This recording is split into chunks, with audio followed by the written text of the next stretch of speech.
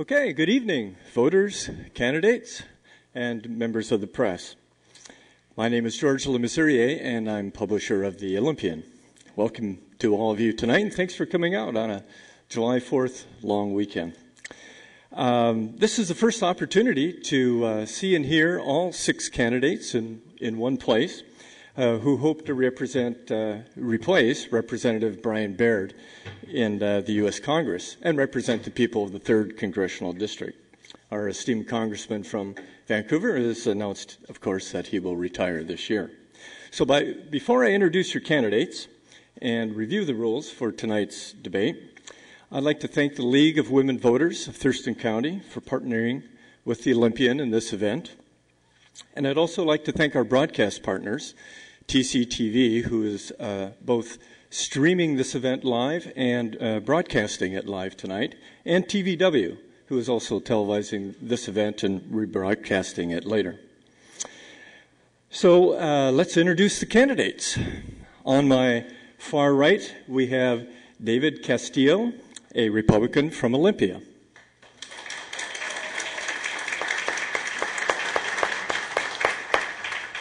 Next to him is Cheryl Crist, a Democrat from Olympia.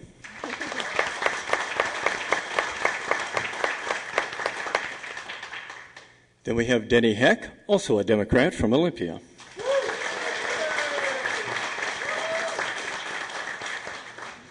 Next to him we have David Hedrick, a Republican from Camas.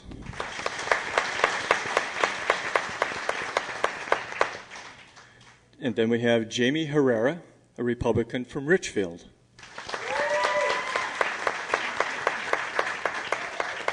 And finally, on my near right, we have Norma Jean Stevens, an independent from Ocean Park. And our panelists tonight, who will be asking our candidates the questions, are down here. I'm going to ask them to stand and wave when I introduce them. First of all, we have Brad Shannon, political editor for the Olympian. Would you stand, Brad? Stand and wave. There's Brad. Next to him is Claudia Kuykendall, president of the League of Women Voters of Thurston County. And rounding out our panel is Deborah Vinsel, chief executive of TCTV.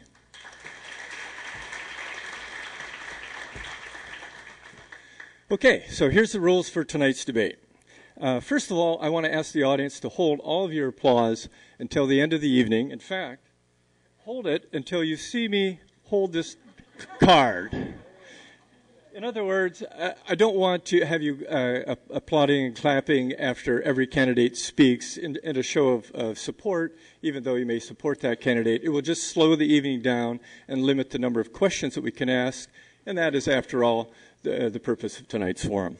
So if you would do that, I'd be very appreciative. Each candidate is going to have 2 minutes for an opening statement. There will be no closing statements. And then each candidate will have 1 minute to answer each question.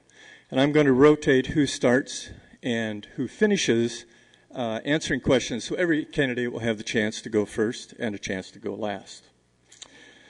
So to the audience, we've solicited questions from readers of the Olympian.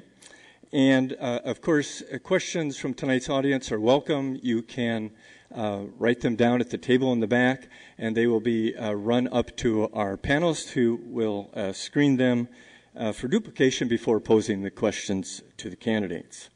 And to the candidates, I'm going to be strict on the time limits. This is our timing table down here. He's going to wave a series of cards at you. I'm going to allow you to finish a sentence if you're in the middle of a sentence, but not start a new one. And if that sentence seems to be going on a little bit too long, I will probably interrupt you. We want all of our candidates to have equal time. Okay, so that's the rules. That's what we're doing. Let's get right to the questions. Our first question will be asked by Brad Shannon. Oh, yes. Let's have opening statements. I'm sorry. We'll start with Norma Jean Stevens. Hello, everyone. I'm Norma Jean Stevens, and I'm running in this congressional race as an independent. Thank you to everyone that made this event possible, and to you for taking your time to attend this evening. I hope you will leave with a better insight of who I am and what I believe so you can make an informed decision when you vote on August 17th. I am 47 years young and I grew up in St. Helens, Oregon. I now reside in Ocean Park, Washington and have been there 9 years. I moved there to raise my nephews after their mother, my sister, was murdered by her boyfriend in 2000. I was married and with the same man for 19 years. It's just been my nephew and I for a few years now. I had to have artery bypass surgery in 2003, and that left me with permanent nerve damage in my left leg and foot. It has taken many years to heal, and although not 100% better, I feel I am ready to take on the challenge of being a U.S. House Representative. I also have a small business I've been working on. It's called Prestige Funding, and I offer accounts receivable financing to businesses to help with their cash flow needs.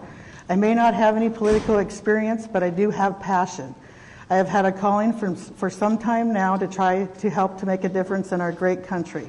I consider myself to be smart and I have common sense. There are two main reasons I decided to run.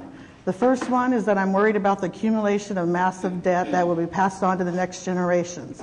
My nephew is the next generation and I don't want him to have to pay for our careless spending today.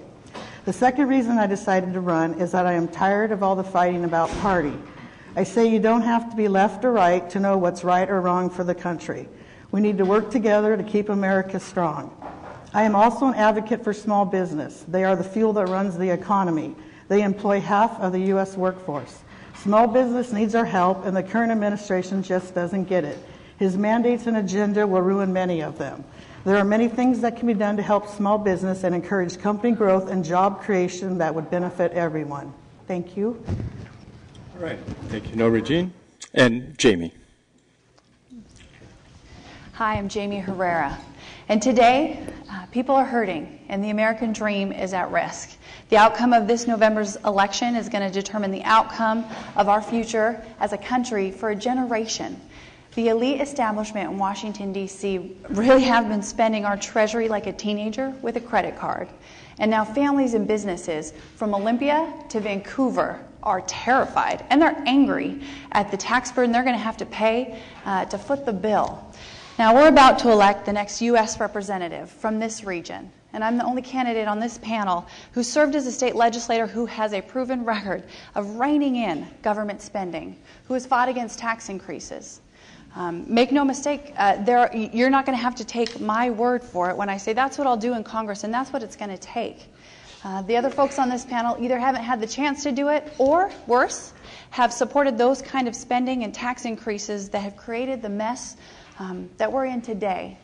Now, I've done it here in Olympia, and I believe that we can, it is time for that next generation of leaders to step in and break the federal government's addiction to spending. As state representative, I fought against those spending increases. I fought to promote free market health care solutions. And I'd love to do that as your representative in Congress. You know, my goal is to create an atmosphere where businesses and families can grow and succeed. I'm ready to put away the nation's credit card and focus on job creation here in Southwest Washington. It's time to take our country back from those policies that have hurt our economy, and it is time to make that true change. The American people are the most energetic, creative, hardest working people on the face of the face of the planet.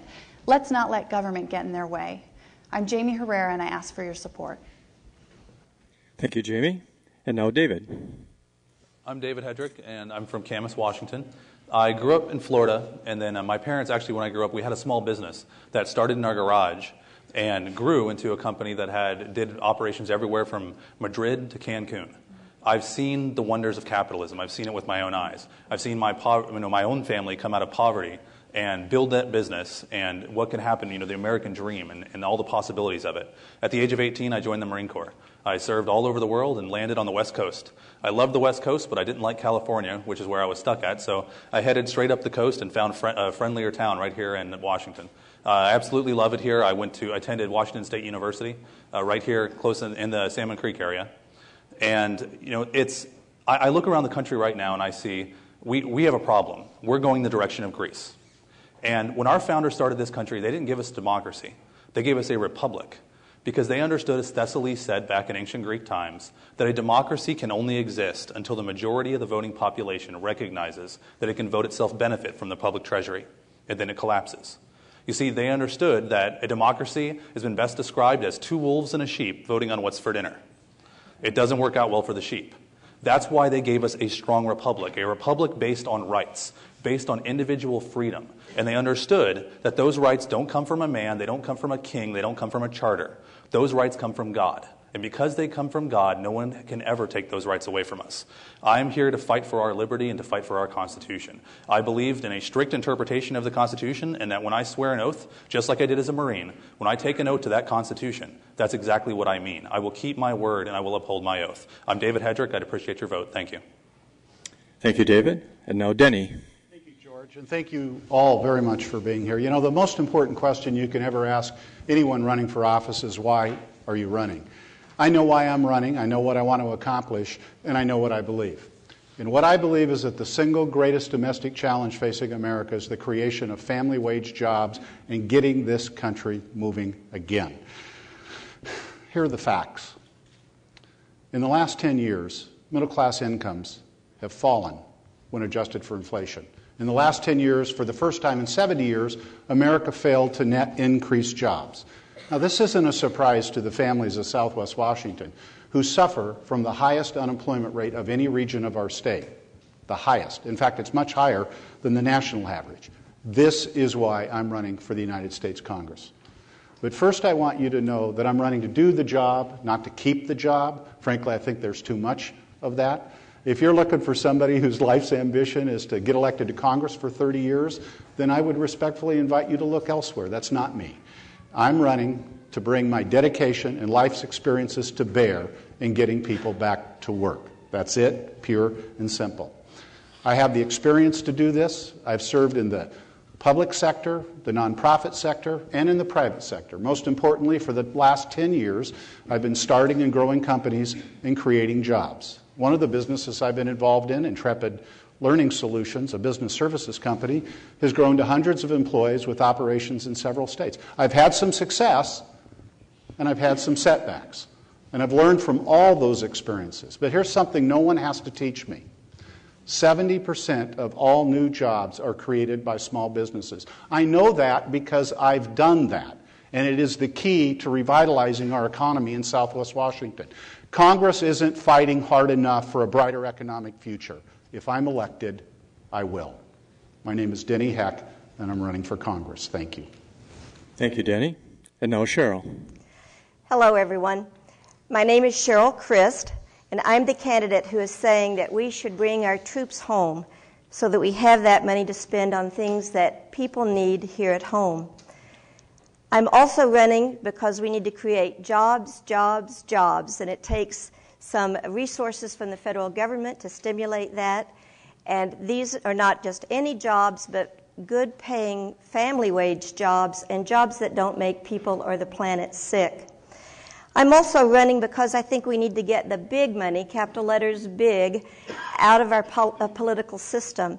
Right now, corporations have too much influence over our government. And I'm just thinking, with all these people saying, bad things about government, maybe it's because of that corporate influence. But these are the reasons that I'm running.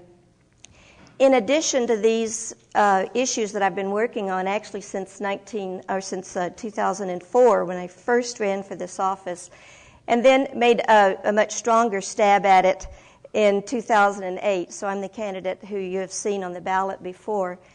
It's because I'm now retired from many different careers. I've seen a lot of things like Denny has in the public sector, the private sector, and in the not-for-profit sector. But right now I'm an active citizen, have not held office since high school, but I want to get our country back, bring the troops home, cut back the military budget, and I may not have time later. Okay, quickly, there is a chart, we'll have it out here later, that shows nearly 50% of all of our federal spending now is military spending. We can rein that in. My background includes teaching at the high school level. I have a master's in guidance and counseling, so I'm a good listener. I'll represent you in that way. And I've been a real estate agent and a stockbroker like David. And since we won't have a chance to thank you later, I want to thank you now for coming out tonight. Thank you, Cheryl. And now David.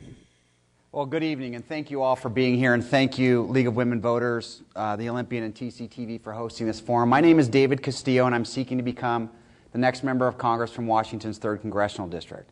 Now, I've worn a lot of hats and had a lot of titles in my career. I've been petty officer and midshipman as a veteran of the United States Navy. I've been boss as president and chief operating officer of a company I co-founded. I've been the honorable as a senior member of the Bush administration, and today my clients simply refer to me as their financial advisor. But the title I most hold dear, and the reason I chose to run, is that I have the title of Daddy. Now, I entered the race in April of 2009 against Brian Baird because I became very, very concerned about the future America that my 4-year-old son was going to inherit. As a child of poverty, I have a unique understanding of the wonderful opportunities that are provided by this great country. There is no other country in the world where the multi-ethnic son of a single mom raised in poverty could have the experiences and the accomplishments that I have had. Unfortunately, I believe those opportunities are slipping away. Now, as I've been on this journey, I've come to realize that not only is the future of this country at stake, but the prosperity of this current generation is also at stake. We are going to need to make very difficult choices. And we need qualified, experienced leaders to make those choices, and that is the type of leader I will be for you. Now, if you believe the country is headed in the right direction and you're okay with the status quo, then I encourage you to choose between a few other candidates on this stage. However, if you're like me and believe we need to go in a new direction, away from this notion of ambitious career politicians and toward innovation, job creation, and qualification, then I encourage you to spend some time with me and get to know me a little bit better. My name is David Castillo. Thank you all for being here, and I look forward to your questions. Thank you to the candidates. And now let's get to the questions. And we will start with Brad Shannon. And the first question, of course, will go to David Castillo. Well, we'll get right to one of the questions that's on everybody's mind, I think. David, what do you think are the most important actions that should be taken to improve the nation's economy? Sure. Well, first of all, the action that was taken that has done nothing to improve this economy was spending $1 trillion of yours and my money for the promise of 7% unemployment, which is now nearly 10%. The government does not create jobs. All they can do is inhibit job growth. Instead of spending that $1 trillion, they could have done a better job by reducing corporate income taxes and letting businesses put that money back into the economy and hire people. Put a payroll tax holiday in place that would allow a lot of these small business owners to maintain the employers that they already had. And I would also like to see the government get out of the way of business with regard to the environmental regulations that are in place and some of the workforce regulations that are in place. And finally, we need to get very creative and set up enterprise zones that allow distressed counties to waive corporate income taxes, waive payroll taxes, and cite small businesses there. I think that's a very exciting idea. I think it's going to spur job creation in Southwest Washington, and we need to get away from this notion that government can do anything but stifle the economy. Cheryl? I disagree with some of what David just said. The government really can be very, very helpful in creating jobs. It does this in a variety of ways, providing tax credits, for example, for hiring new employees. It can invest money so that in research and development through grants so that new companies have that research and development funds that they need. It can help with job retraining when an industry seems to be on the wane. Then we have stimulus to colleges for job retraining programs. Many, many ways that the government can help. The economic stimulus that many of us said that we didn't like, but it has been very, very effective. We were ready to fall off of a cliff, and we didn't. I'm kind of worried about what's coming up, though, because of so many people having no more unemployment insurance, so we really ought to extend those unemployment benefits to those people. Denny? The most important thing that can happen is for Congress to declare and act accordingly as this their number one priority. They haven't. They need to. Secondly, I would encourage you all to go to our website where you'll read way more than you'd like about my proposals in this regard, dennyheckforcongress.com. Let me just mention 4 highlighted points. Credit is the biggest issue impeding this economy's expansion. We need to get credit flowing again. Number two, we need to take seriously the infrastructure. It's an embarrassing infrastructure gap in this nation. Thirdly, we need to move toward a clean energy economy because there are jobs with getting off our addiction to fossil fuel. And fourthly, we need to take seriously the needs of small business with respect to tax credits that are targeted. And let me just throw in another one, reinforce something Cheryl said. We need to educate more people to higher levels so they can have high-skilled jobs, high-wage jobs in this new economy. But again, take this more seriously. David? Well, to get jobs back in this economy, we need to get the federal government out of our lives and out of the state. Right now, the federal government does a lot of things that they're not allowed to do. The Constitution specifies very few things that they're supposed to do. They're called enumerated powers. And right now, we have a federal government that's coming in and they're stopping us from creating jobs. They're passing these jobs bills. They're calling jobs bills, which are actually destroying jobs and taking wealth out of our communities and putting it into some bureaucracy in the federal government. The federal government cannot create wealth. Anyone who understands the basics of economics and knows how wealth is created will see that governments cannot create it. It's created by innovation. It's created by individual entrepreneurs. We need to free those entrepreneurs and give them their own capital so that they can pursue creating jobs. And just like my family did, we didn't, we created that small business and I grew up around it. We didn't do it in isolation. We hired employees and a ton of employees that are working for us all over the country right now. And that was done by individual innovation and not done by government. All government did was get in our way and slow us down, and I want to stop that. Jamie? Well, I believe that credit card spending by Washington, D.C. is putting us on the wrong track, and it's jeopardizing America's future. It has to stop.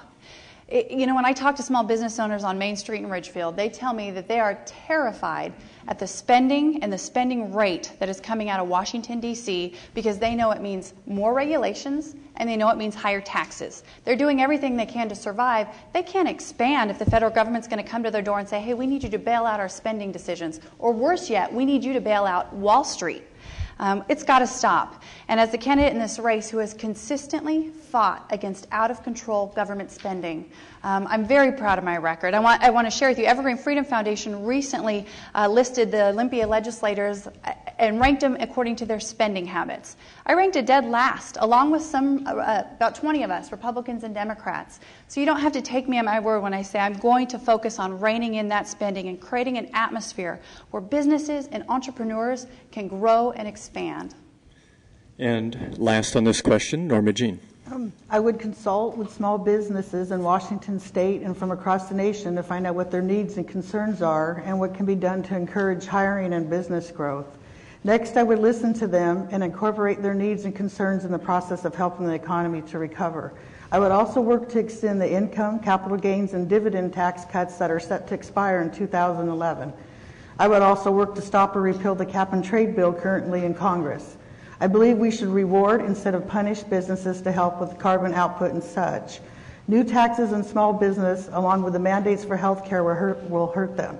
If small business must choose between paying taxes and other mandates or hiring new employees or investing in company growth, they will choose to pay the government obligations, and that hinders economic growth in the country.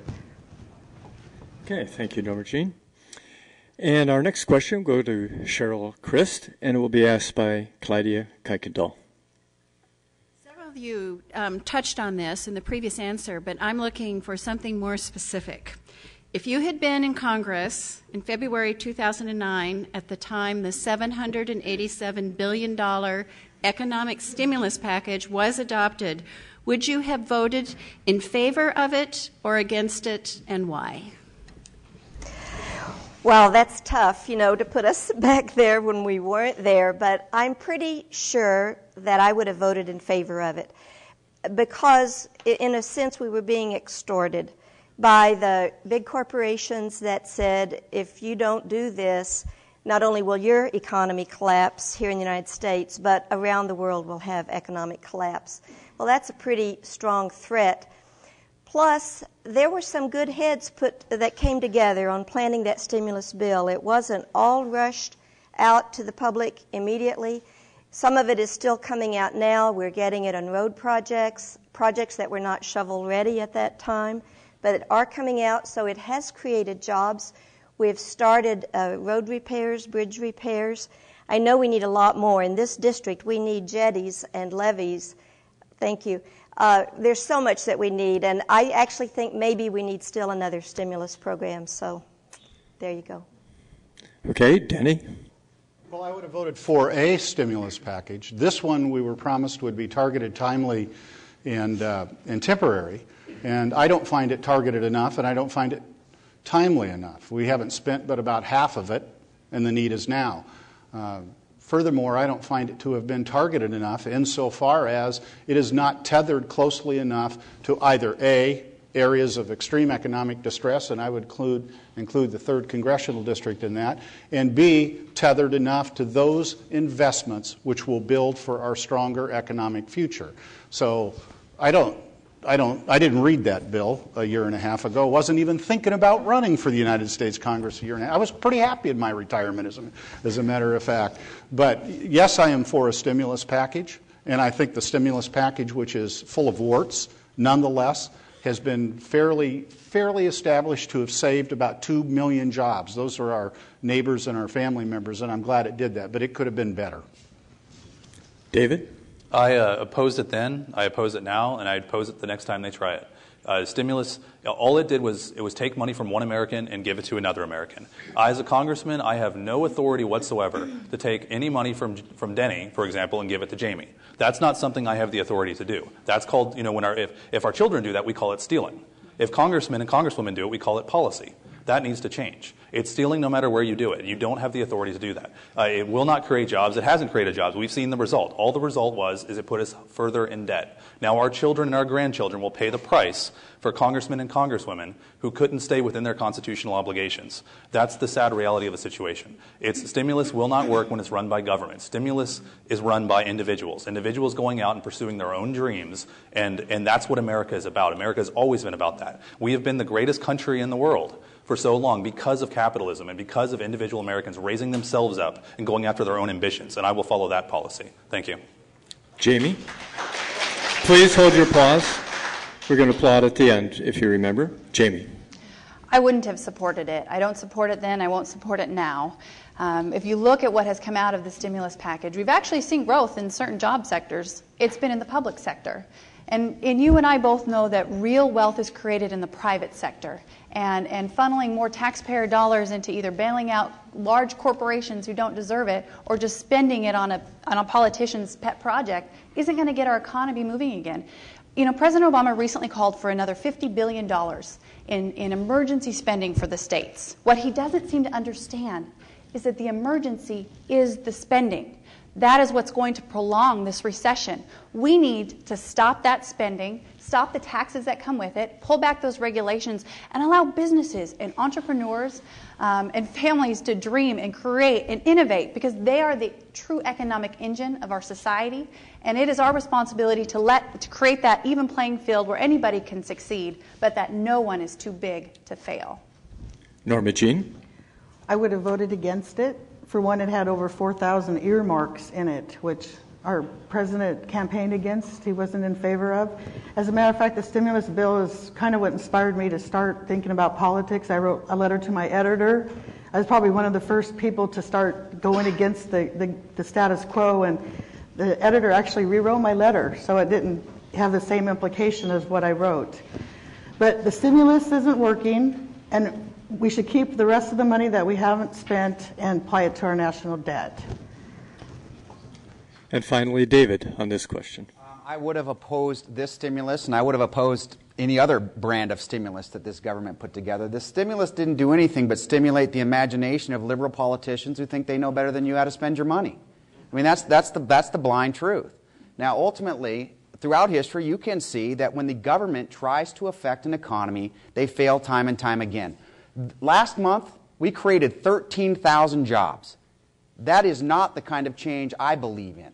Ultimately, we could have saved the 8 million jobs that Vice President Biden says we'll never get back if we would have allowed entrepreneurs to keep more of their own money, put innovation and creativity into the businesses they currently had, reduce their tax burden, and in turn put that money back into the economy. Instead, we used big government solutions for a problem that didn't call for it, and ultimately it has failed. We were supposed to have 7% unemployment. It's almost 10% now. that didn't work, and ultimately we need to reject those policies and go back to policies that make the economy of the engine of the American economy thrive and grow. Thank you. Our third question will go to Denny Hick and will be asked by Deborah Vinsel. And I want to thank our partners also for being here, TVW and the Olympian, and the League of Women Voters for joining us tonight. You have all expressed in one way or another in the last two questions your concerns about spending or how spending is appropriated or how stimuluses are defined, but part of the role of a person in Congress is to spend on behalf of the country. So what would your top three spending priorities be?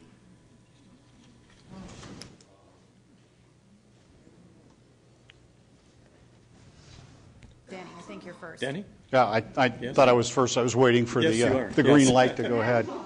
Well, the most important thing that the federal government does is keep us secure. So without a doubt, the most important expenditure it can make is ensuring that America is safe from its enemies, and we have them. Above and beyond that, I think its highest priority in this, especially in this environment, is to spend money on things that will help stimulate long-term job growth.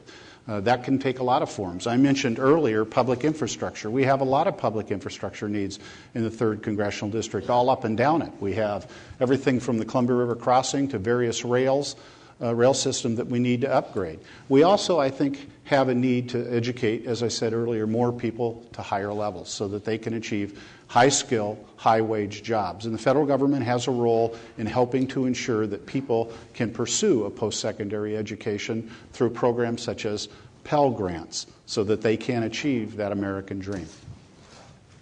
David?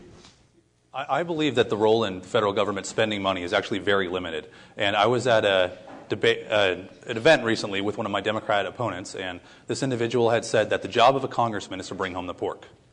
And I informed him that a congressman can bring home the pork, but first he has to steal your pig. Now, this is something that, we have a Constitution. That Constitution specifies national defense is an area that our government must spend money on. They have a role defending us. They can do it like no one else can. Our military is the best in the world, and it's the best because the men and women that join and because we invest money in them to make them the best. We have border security, which isn't being done right now. That needs to change. I support using the Border Patrol and the military in their lawful roles on our borders, building barriers and using money that way to defend and protect us against illegals and terrorists that are coming across our borders.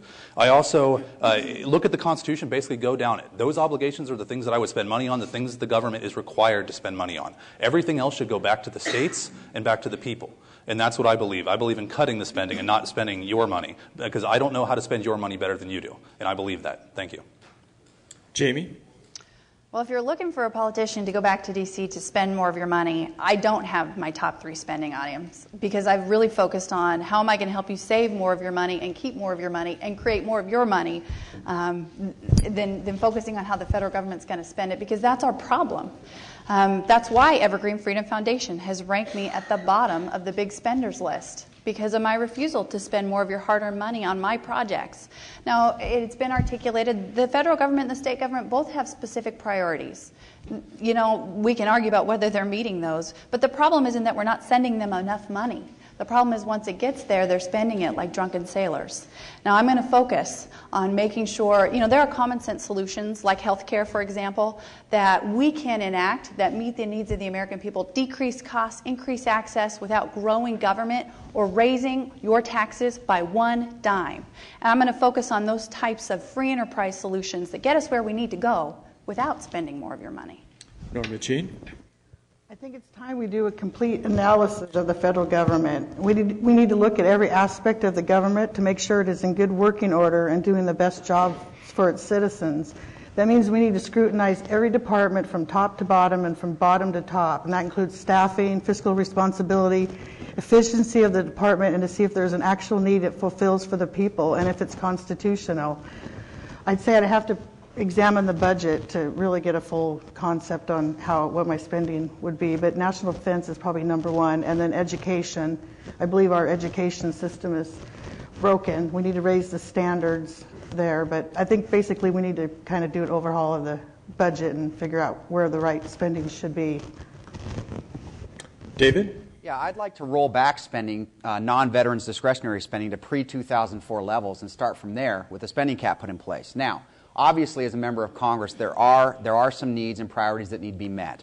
And there are three areas. I agree with Denny. We need to make sure that we maintain the best military in the world. As a veteran of the United States Navy, that's extremely important to me. I'm disappointed that President Obama continues to slash the size of our Navy and our troop sizes. In addition, border security is wrapped into that. It's a priority of this government. It should be to protect and defend the people of the United States. And our border is porous right now and needs to be fixed.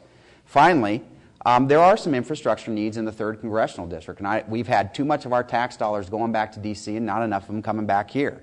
We've got flooding issues in South Thurston and Lewis County that need to be dealt with. We also have the Columbia River crossing down in Clark County that needs to be fixed. That's an interstate highway. I believe that's a federal responsibility. Finally, I believe we need to offset all of these spending increases with cuts elsewhere. That's the only way we're going to get this budget under control. And finally on this question, Cheryl. Thank you. I'm 66, and I'm old enough to remember when we had a huge enemy, when we had the Soviet Union staring at us and us at them, and missiles galore on both sides. We could destroy the world thousands of times over. And we were talked out of things we needed then: health, education, humanitarian foreign aid. We were talked out of all of that, even the early research on AIDS, because we had an enemy that was so big and so scary. Now, today we have just a few terrorists. They're very few compared to the Soviet Union. If you look at it, more people die from accidents in hospitals than die from terrorism. So we don't declare war on the AMA. We're going to fix the problem.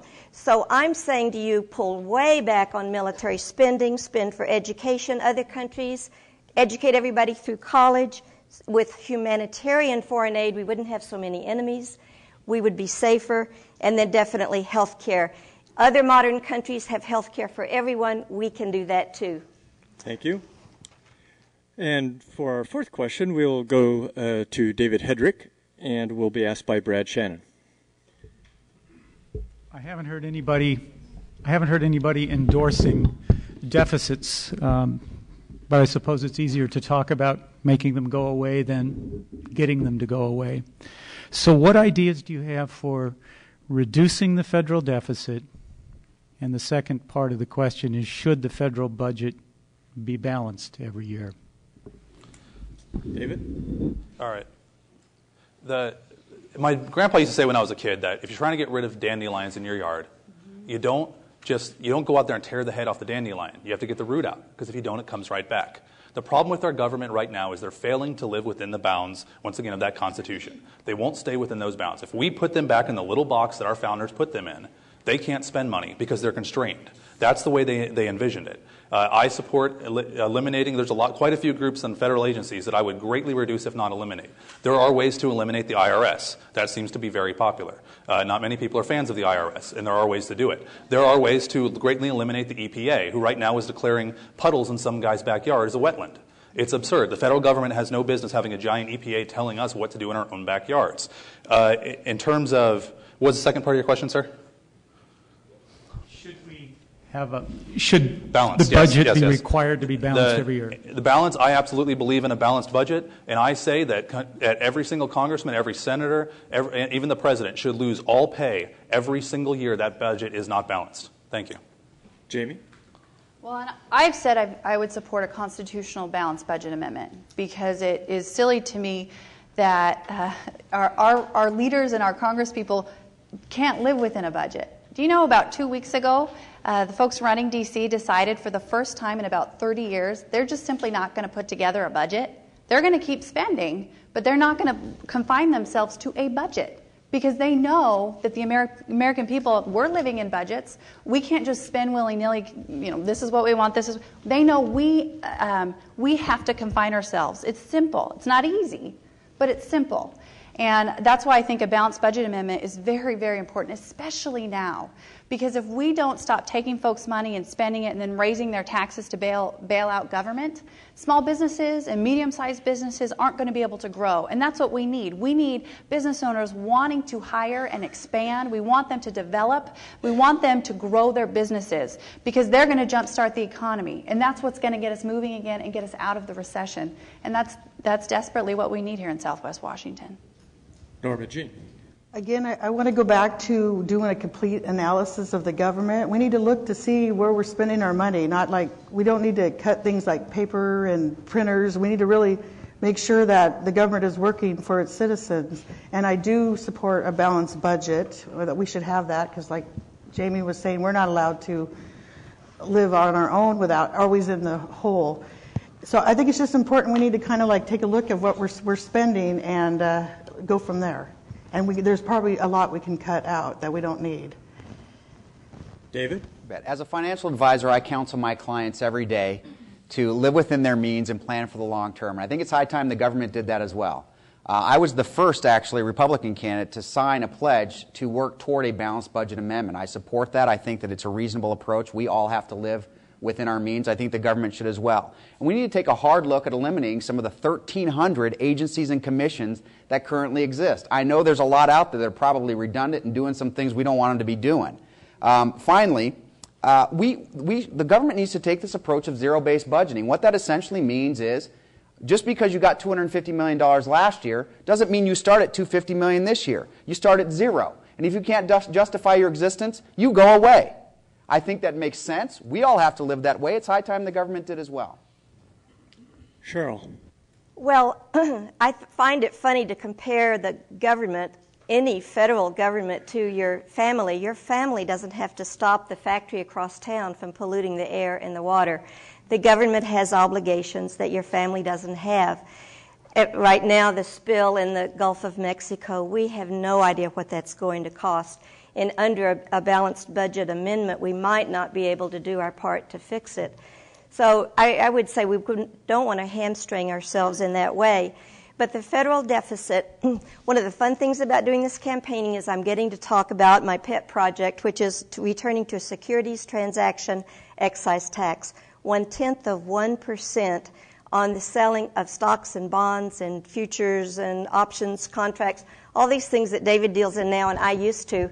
There's no charge now, whereas you pay 9% when you buy this jacket and 1.78% when you sell real estate. So in stocks and bonds, it's zero, and we could tap that a little bit, pay down our deficit very quickly. I have figures, but I don't have time to get to them. Sorry. Thank you. Denny? In the long run, we cannot sustain these deficits without it killing job creation. There's no question about that. In the short term, however, the federal budget stimulus assistance saved at least 2 million jobs. We would be collapsing into a recession within a recession if we are not very careful here. I do support pay-go, the congressional rule that requires that if you increase spending or reduce taxes, you have to have offsetting actions taken. Over the long term, two things. The economy's recovery will help with this a great deal. But here it is, people. This is the number one way to close the federal budget deficit, and that is to bring health care inflation down to that of overall inflation. The federal government is the largest purchaser of health care in this nation, and health care inflation proceeds at 4 to 5 times the overall rate. You want to beat the deficit, beat health care inflation. Lastly, I'll just say I am looking forward to the President's bipartisan Budget Deficit Reduction Commission recommendations in December. We have painful decisions to make over the long term. I'm prepared to make them. Okay, and on to question number 5. We'll go to Jamie Herrera, and it'll be asked by Claudia Kuykendall. Again, you've raised an issue that I want to know, have some more detailed answers to, and that is, do you support or oppose the recently passed federal health care reform legislation?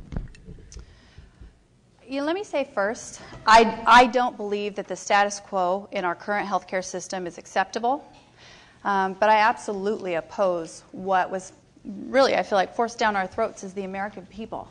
You know, the problem, what we're talking about now is budgets and the cost to future generations. This health care bill, aside from taxing employers and taxing individuals, is not going to reduce the costs in the system. In fact, premium costs per family are going to go up 10-13% immediately. And that's without increased access to quality care. Now, I've worked on common sense healthcare solutions here at the state level and as a congressional aide that increase access and decrease costs for families and businesses. Things like small business health plans or purchase of health insurance across state lines. Do you know that those would increase access immediately without growing the federal government or growing the deficits? That's the approach we need to take. Norma Jean. I would have voted against it. We all want reform in the healthcare system, but that bill was not the way to do it. There are many good ideas and solutions to warrant repealing the current bill and starting over, like allowing insurance to be bought over state lines, and as one example. My main problem with the bill was the mandate that we buy health insurance to be a U.S. citizen, and then if we don't, we'd be taxed or fined for our free choice if we didn't go along. So no, I would have voted against it.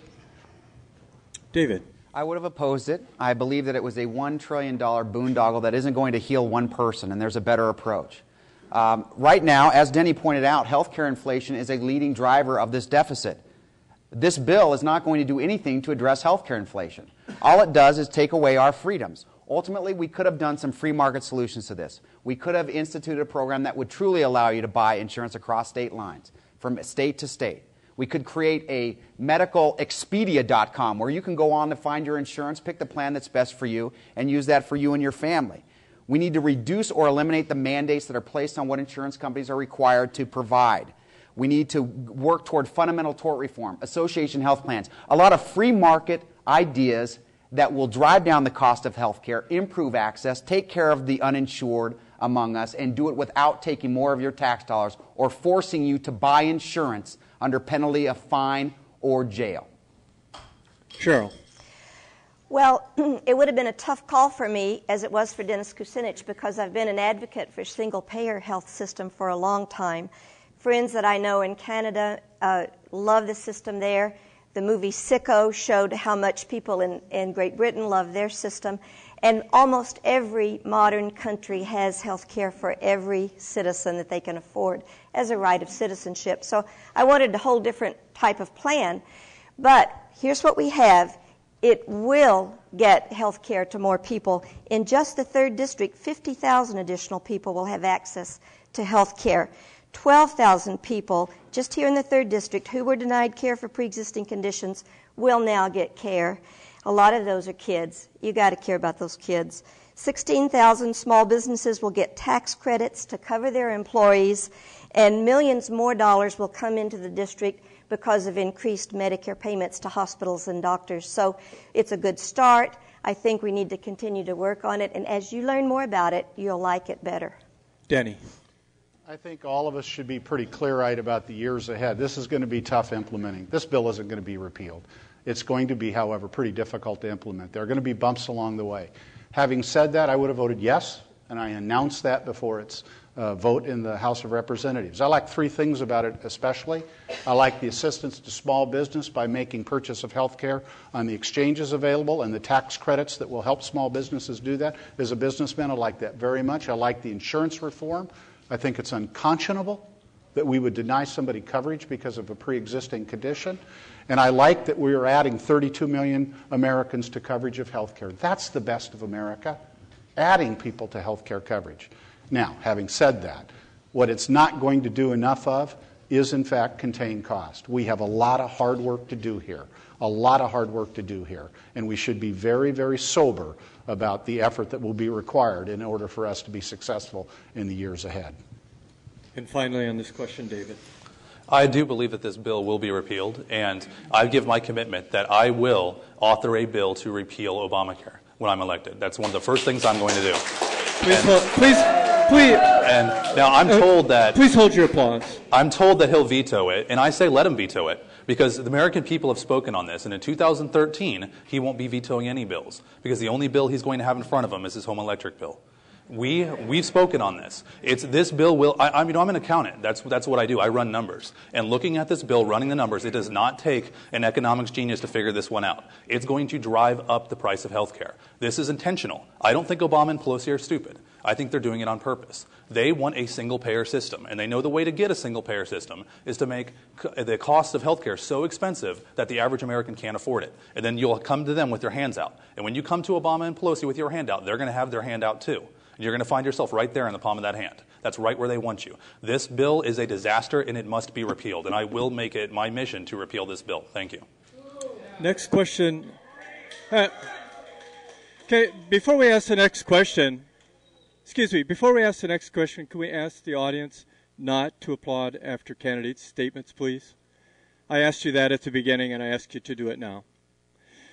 The next question will go to Norma Jean Stevens, and will be asked by Deborah Vinsel.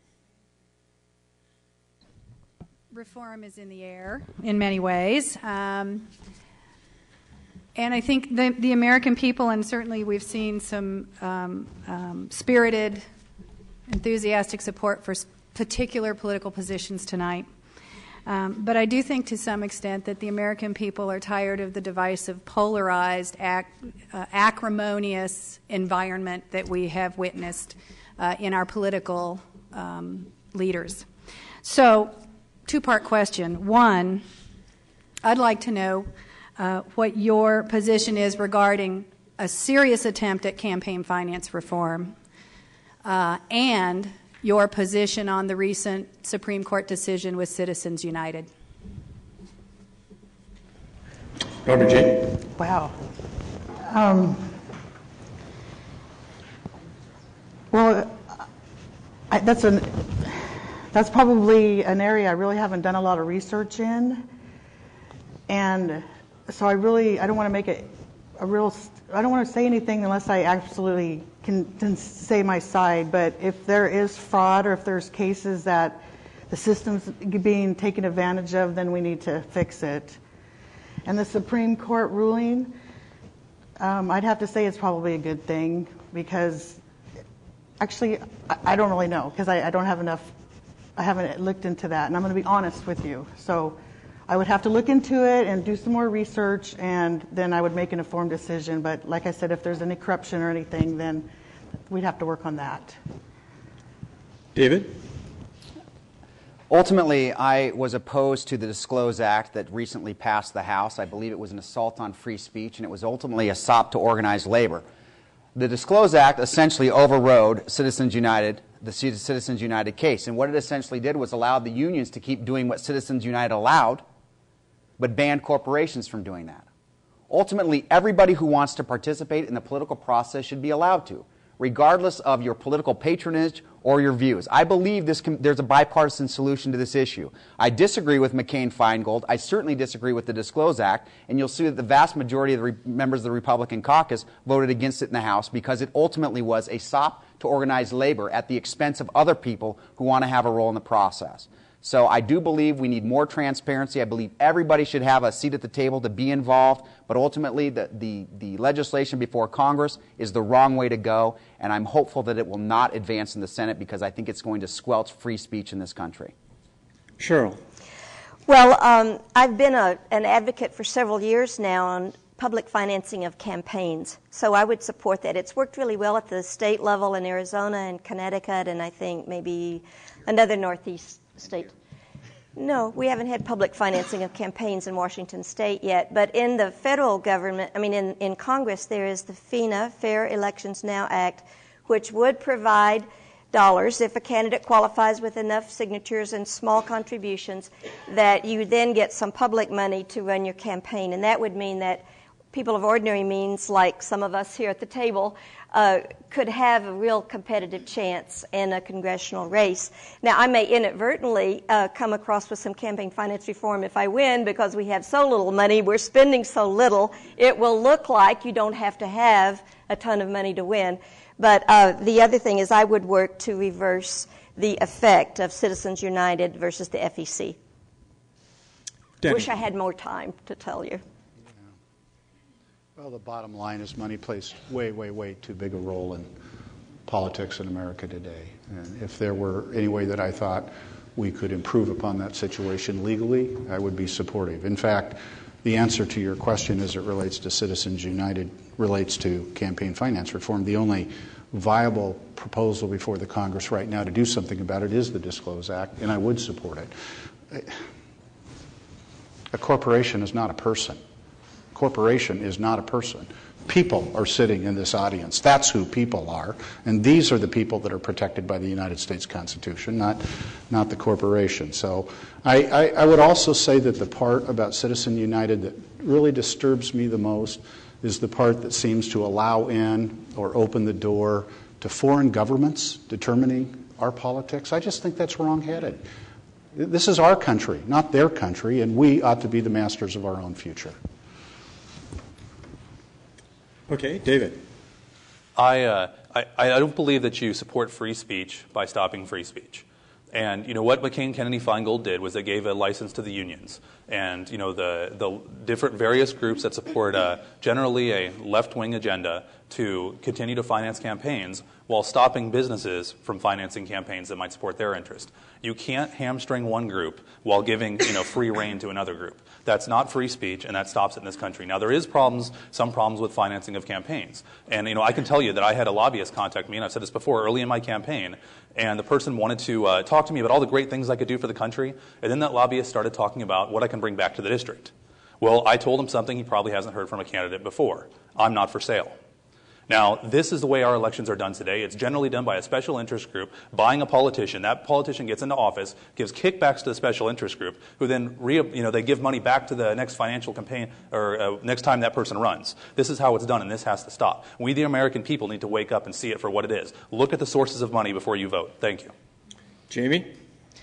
Well, I think it's been said well. It is an issue of free speech in my mind, and you can't. You can't protect that by taking it away from certain people. And I'll tell you the truth. Republicans have done things like this, as have Democrats. And the problem is, a bill is a bad idea when they have to either hold the vote open or strong-arm people, or it's a party line vote. And the Disclose Act was one of those types of votes. There was strong opposition to it, and rightfully so. And one of the ways that I think we can help in this area is more transparency, not less. More openness, not less. Not saying you have to step back, you can't get involved in this issue. I mean, a lot of the associations that engage are they're representatives of people in this room. It's restaurants, it's farmers, it's small business organizations, because individuals by themselves don't have as much influence. So limiting their ability to engage and support candidates is dangerous. And I support our First Amendment and our ability to be vocal about it. Thank you. And our seventh question will go back to David Castillo and be asked by Brad Shannon. I want to shift gears a little bit, loop back a little bit to an issue that was raised by a couple of you in passing, though not directly. What should the federal government do to control carbon emissions and meet the challenges of global climate change? And is there any special role the third district economy might play in all of that? Yeah, I do believe that there is, to answer the second part of that question, I think there is a role that the third district economy can play in that, and that is by promoting biomass. We can be the world leader in biomass if the government gets out of the way and lets us do it. I don't believe the government can do much other than restrict freedom if they're going to restrict carbon emissions. India and China right now are going through their industrial revolution. They are not going to stop their economic growth because the United States believes that global climate change is on the horizon. Bills like cap and trade would do nothing but inhibit job growth in the 3rd Congressional District. We are still heavily reliant on natural resource-based industries. It would be a $100 million tax on Americans who can least afford it. And ultimately, what we need to do is incentivize other forms of energy. And we're not going to be able to do it overnight. We're not going to get off fossil fuels overnight. If we get beyond this fear of nuclear power, like Japan and France have, we can start reducing carbon emissions. But if we're going to go to electric cars, for instance, we're going to need the power to actually put that electricity on the grid. So there's some payoffs that are going to need to happen, and ultimately we need to be pragmatic about the approach. Cheryl? Well, it's so interesting to hear her mention incentivize a new industry, because that would be government stimulus money coming to that new industry. Please hold your it's my pause. turn. So this is what I think we need to do. We need to pretend like we're in that decade where we said we were going to go to the moon. It sounded fantastic, but we are Americans. We did it with our innovation and with our government spending money and creating new things and increasing science, learning, and so forth. We can do that with a green, clean economy. We incentivize these new industries, encourage the young businesses that are going in this direction, creating jobs that don't make people of the planet sick, giving tax credits when necessary to incentivize, David's word, a brand new kind of economy in our country. The 3rd District can lead the way. We've got wind, we've got sun, we've got tides. We have everything we need, even geothermal. Denny? Climate change is real. The science is in. I'm not interested in a long argument about that. Frankly, doing nothing isn't an option anymore. We have to reduce our reliance on fossil fuel. We have to get out from under the thumb of people who hate us. We just simply have to. Now, China may be going through their industrial revolution, with all due respect, David. I think they're going through their post-industrial revolution, because China is the world's leading manufacturer of wind turbines, solar panel equipment, and the next generation battery. And China is also going all over the world selling true high-speed rail, not 150 miles per hour, 300 miles per hour. And where are we? Looking way forward at what they're doing. We've got to start taking that competition seriously, and we've got to start taking climate change seriously and advancing toward a clean energy economy, because it will create jobs, everything from wind to wood. Clean energy equals job growth. David? So I have to disagree with that. I think the clean energy and the push towards it in this country equals job destruction. The only thing that we, cap and trade, you look at those type systems, the only thing that you cap is jobs in this country, and you trade them off to the Chinese. That's exactly what it does. I've been to Shanghai. During my MBA studies, I was over there, and I spent 10 days studying the local businesses there, and I went to a steel mill. A huge place, but it was incredibly filthy. Filth like you would never see in an American plant. That's what will happen. If we don't produce it here, they will produce it there. So if you want to reduce carbon emissions, the last thing in the world you'd want to do is put cap and trade in place and have the Chinese build it instead of us. That's going to increase. And if man is causing global warming, which I don't buy, but if they are, the last thing in the world you'd want to do is have the Chinese build it and increase global warming even more, even if that's true. Now, I don't believe in incentivizing American industries. I believe that there's some child, a little girl somewhere in school right now, in elementary school maybe, and she is going to find the solution to this problem. Government won't find the solution. She will. I believe in her and not our government. Thank you. Jamie? Well, we need to be careful. Government shouldn't be picking the winners and the losers. Look at what happened with the biofuels. Government got ahead of technology and said, this is where we're going to push, regardless of whether technology meets that need. Now, I believe we should unleash American ingenuity. I would agree.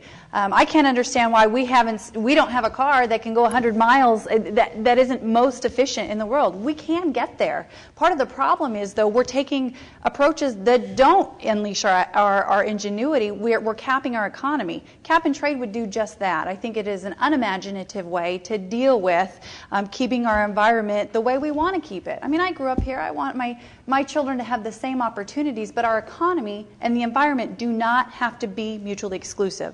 I support the all of the above energy approach, because we as government shouldn't be picking the technology. The technology may not even be there yet, but I know that we can get there, whether it's our hydropower system, biomass, wind, tidal, geothermal. There are several opportunities. What we need to be careful of from the government side is not setting an uneven playing field and hampering ourselves. Norma Jean? In regard to global warming, there are still too many unanswered questions to truly force new restrictions on businesses. There's no absolute proof that we are destroying the ozone layer. To force businesses to pay a tax on carbon output would only end up costing all of us more. I think we should reward instead of punish. We should give incentives to businesses to cut their carbon output. We should also invite and embrace all ideas and innovations to be involved in the process of protecting the earth. Thank you. And now our 8th question will be asked by Clydia Kuykendall. We'll start with Cheryl Crist. Do you support or oppose the president's strategy in Iraq and Afghanistan? Well, yes on one and no on the other. I'm very pleased that he's talking about winding down and pulling out of Iraq, and I agree with him. It was the wrong war, the wrong time, and terribly, actually, an irresponsible war. In Afghanistan, I would tell the generals it's time for that to be ended, for them to start making their decisions on how we most responsibly get out. I'd start that right away. Now, of course, I won't be the commander-in-chief if I get to Congress. I'll only be able to vote. But some of these bills have been presented already that would ask for a timeline to start backing us out of Afghanistan. You know, just a few weeks ago, Greg Mortensen, author of 3 Cups of Tea and Stones to Schools, was here, and you would have thought it was a rock concert that night. So many people came to hear his approach, which is books, not bombs, schools, not invasions, and it is working. We Americans want a peaceful way of handling our security. We want humane foreign aid, the idea of books, not bombs. So I would definitely immediately begin to vote against any further funding of the Afghan war unless it has timetables to soon and safe to get us out of there. Denny. Iraq will go down as probably the worst foreign policy mistake in the last 40 years.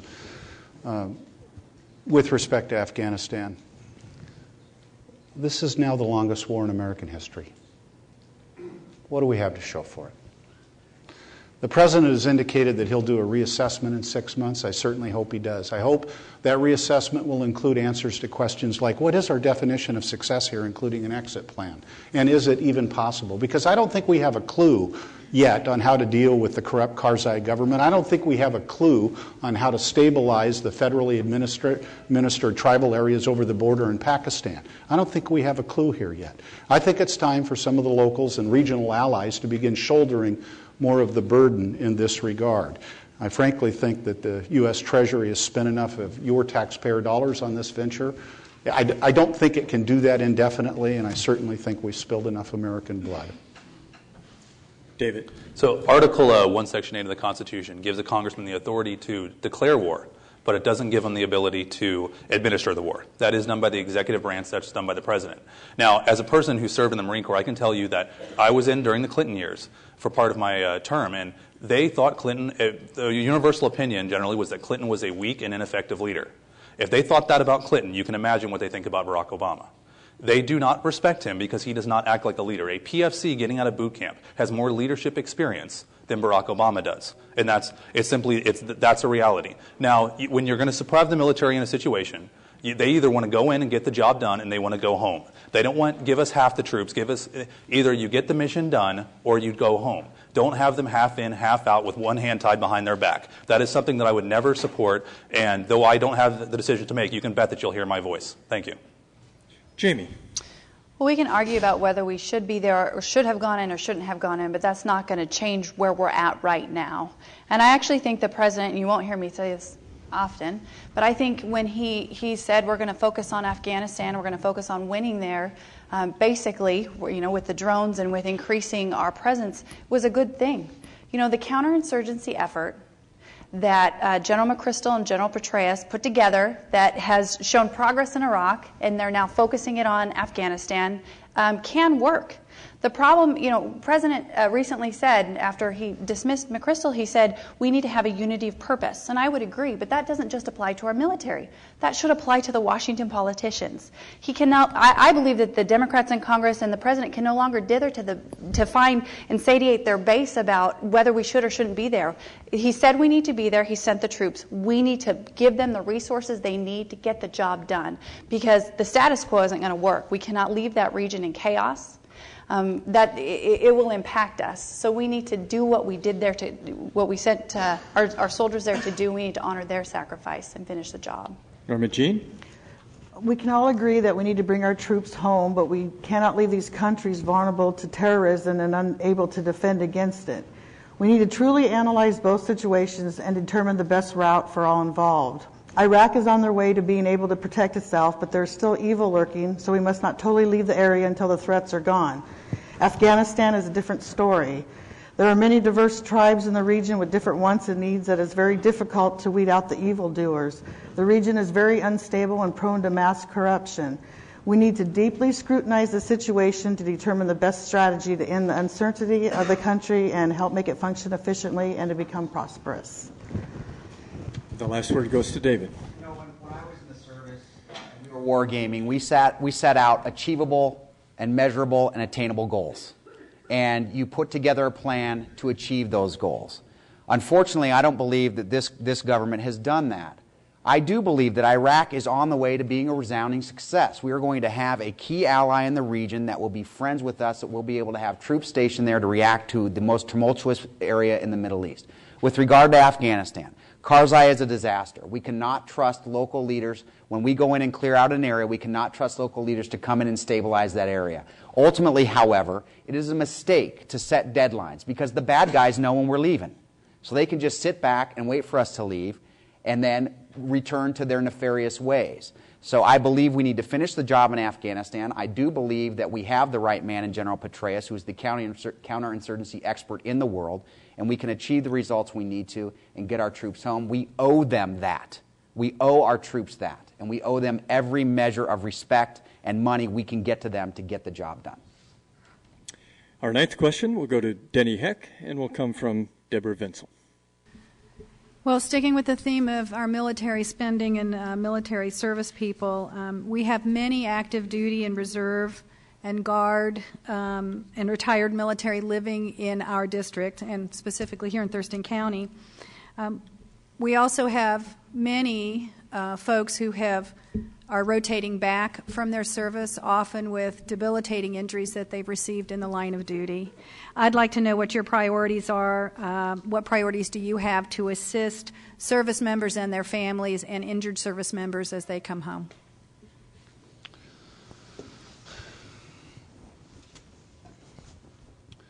Each war brings with it a new set of challenges of dealing with the young men and women who we put in harm's way, and this one certainly has. And it's frankly compounded by the fact that in this age of an all-volunteer armed forces, we have people who are deployed multiple times. That combines with the fact that we have a new name for an old injury, traumatic brain injury, probably amplified to some degree by the fact that we have improved armor. These young men and women are coming home with some pretty serious problems, and we owe them a great, great debt, a great debt. Frankly, this is a bit personal with me. My family has been, our family paid the ultimate price for a previous military action, I'll just put it that way.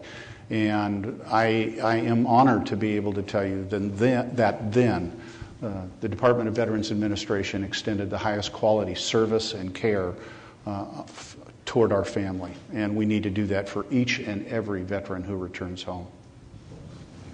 David. So I am a disabled veteran. So I have a little bit of experience with this. After I left the Marine Corps, I went to the VA down in San Diego to get care for one of my injuries. And I took a ticket, waited in line for over 4 hours in the emergency room, got seen for about somewhere between 5 and 10 minutes, got Motrin and told to go home. That's how I was treated at the VA. I immediately went out after that as a college student eating ramen noodles. I purchased my own health insurance because of it, because I was never going to be treated like that again. That kind of care of our veterans cannot exist. That must stop. Now, if the VA can't get their act straight, whether, I don't know if we'll have to look, is it a funding issue, is it a leadership issue, but find out what the issue is. If we can't fix that, then we need to look at privatizing it, where they get a health card just like everyone else, where they can go to find a quality care provider and go out and find quality care just like every other American. We have a responsibility to our military. If they are injured in the line of duty, they deserve to be taken care of. And that's something that we as Americans need to support, and I will. Thank you. Jamie. Well, I think our American service members are the greatest people on the face of the earth. They've chosen to step into harm's way for our benefit. And that's why I was very proud that my very first bill as a state legislator, which was bipartisan, was signed into law a couple years ago, would provide tax relief to those members of the Guard and Reserve who are serving in the military for their businesses. It made sense to me. If you're over serving us and keeping us safe, you shouldn't have to take a tax hit back home. I was very pleased to have the governor sign that bill. During my time in Washington, D.C., the VA was one of the issues that I got to work on most, whether it was casework issues or helping just the system run more smoothly. And there are a lot of challenges. We need to make sure that if you show up and you need mental health coverage, if you need specialty care or you need to see a primary care physician, you don't get a ticket and get told to wait in line. That's got to stop. We should be honoring our service members first and foremost, and that would be one of my priorities if elected. Norma Jean. I would work to do everything I could. We must treat those that have fought to protect our country with the utmost respect and make sure they are well taken care of and not forgotten after they come home. So I would work to do everything to make sure their needs were filled. David? Yeah, having served as a senior official at the VA during the Bush administration, this is an issue near and dear to my heart. I fought daily with members of Congress, not staff, with members of Congress to ensure that we could get a VA that worked. It is the one area in the federal government that I believe we need to do everything we possibly can to ensure that it works effectively and functions appropriately. The other issue here that doesn't get discussed is the issue of TRICARE, which is essentially the retirees' Medicare. Right now, we have doctors who are rejecting TRICARE patients in the same way that they're rejecting Medicare patients because they're not getting reimbursed. That is unconscionable and has to stop. We need to ensure that the men and women who chose to sign a blank check to put their life on the line for the people of America get the absolute best care in the world. Whether that means we need to go to a system of vouchers where they can go and see any doctor they want, or we just need to fundamentally change the way we deliver care at the VA, it needs to be done. It needs to remain a priority. It's one of the reasons why I hope to sit on the House Veterans Affairs Committee when I'm elected to Congress. And the last word goes to Cheryl. Well, thank you to everyone on this panel who showed care and respect for our men and women in uniform. My son is there right now as an active duty tech sergeant in the U.S. Air Force. So, of course, I want the very best care for our veterans, that for him and others, that we can possibly give. And I'm very grateful to hear this generosity for the funding that is needed to care for our veterans. I just think as Americans, we need to care that way for all other Americans. And that the very best way to support the veterans in the future is to stop creating more of them. Our 10th question will go to David Hedrick. I was going to say bring our troops home, but... And our 10th question will go to David Hedrick and will be asked by Brad Shannon. An issue that's gaining a little more attention recently is immigration. Quickly, do you support or oppose Arizona's response to illegal immigration? More importantly, what is your solution to the illegal immigration problem, if you see it as a problem? So I think I said earlier that I support, well, you probably have the idea, I support Arizona's decision. All they did was water down federal law a little bit and restate it. I find it ironic that our federal government is so good at doing everything they're not supposed to do, and yet can't seem to do the few simple things that they're supposed to do. Securing our borders is one of those things. I support using Border Patrol, the military, and defense mechanisms such as fences and electronic surveillance on our borders to defend ourselves.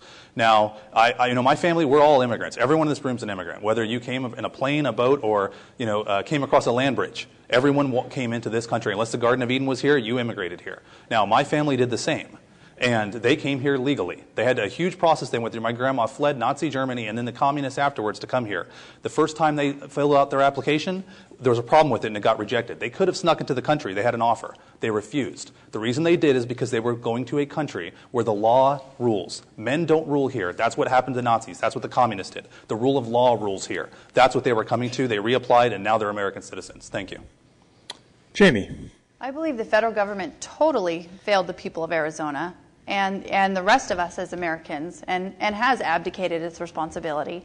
I've said I'm not going to judge another state who has its own citizens. Their life is in danger at times from drug wars that are seeping over their border, and the state government felt like they had to act. As your congresswoman, that would be a focus for me. securing the border. It's not going to be an easy solution. And again, I would support technology, whether it's a fence, whether it's increasing our border agents, making sure they have the resources necessary to do their jobs. We have got to stem the flow of illegal immigrants into our country. It's a security issue. It's not a race issue. It's not because someone's skin is a certain color. It's literally one of the few outlined responsibilities of the federal government, and they've totally failed. Now, let me say, I also believe we're a country that has a rich tradition of opening our arms to all cultures. And we do need to fix our system so that those folks who want to come here and play by the rules and be a part of our culture can do so. But we need to secure the borders first and foremost. Norma Jean. We need and must secure our borders by whatever means necessary to protect us from those who want to harm America and its citizens. Those here that are not of legal status must leave on their own will and come back in the legal way. The immigrants that have worked hard to be legal or become a citizen must not be allowed to think that their hard work was for nothing. We are a land of laws, and to be here in our great country, you must follow the laws and come in the legal way.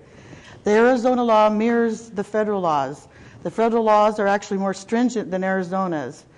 The Arizona law bans racial profiling, and there must be reasonable causes to stop or ask someone their legal status. With the federal law, a person can be stopped and asked for their legal status without reasonable cause. I support the Arizona law 100%.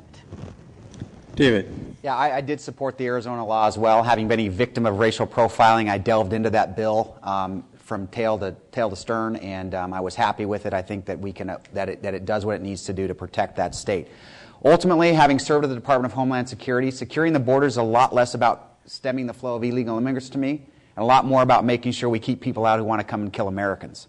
I've seen firsthand the type of people that are trying to get here. The first duty of this government is to protect the American people. We must secure the border through the fence, through the use of drones, through the use of technology, and getting the National Guard on the borders until we can train up the border security folks that we need down there. Additionally, in order to stem the flow of illegal immigration, I believe we need to do three things. We need to require E-Verify use of every public service agency and every private employer in the state, in the country. We need to find every illegal immigrant who's committed a crime against personal property who sits in our jails right now and deport them. And then finally, we need to make sure that local law enforcement has the tools to do what they need to do to keep this country safe.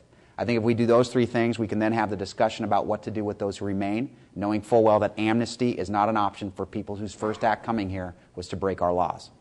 Cheryl. Well, there's a lot of agreement on this issue. I personally haven't read the Arizona law. I've read a lot about it. Certainly there's been a lot in the press, and many national groups are boycotting the state because they perceive it to be racial profiling and will make life very much more difficult for virtually everybody, every person of color in the state. But what we do agree on is increasing border security, and I see that as a great opportunity to provide more jobs. Border security could have auxiliary security groups, and we could have a lot of personnel there rather than that obnoxious, humongous, big, communist-looking fence. So I would say yes on strong borders. I appreciate what the President said today. Securing the borders is essential, but we also must find a way to integrate the people who are here, who've been living here, paying the taxes that they pay, and cooperating, allow them a path to citizenship. And last word to Denny. I oppose a state-by-state solution to essentially an international problem. I mean, the fact of the matter is Arizona can pass all the bills it wants, but what's that going to keep them from moving over to New Mexico or moving over to California? It's not going to work. That's the problem. And it's probably Exhibit A in why it is Congress isn't doing their job, because this really should be a job Congress should do. And yes, it should include improved border control, and yes, it should include employer verification. Now, here's the 800-pound elephant nobody's really talking about. The 12 million people who are here who are undocumented. What are we going to do with them? As a practical matter, this law needs to be tough, smart, and practical. It will not be practical to round up 12 million people and deport them, right? You think we got a federal deficit now? Imagine what it will be then. They ought to be required to earn their way to citizenship through paying back taxes and penalties and community service and learn the English language, as has been proposed. Okay. And our 11th question will go to Jamie Herrera. and it will be asked by Clydia Kuykendall. As you know, the baby boomers are retiring in ever greater numbers, and Social Security in its current state is probably not sustainable.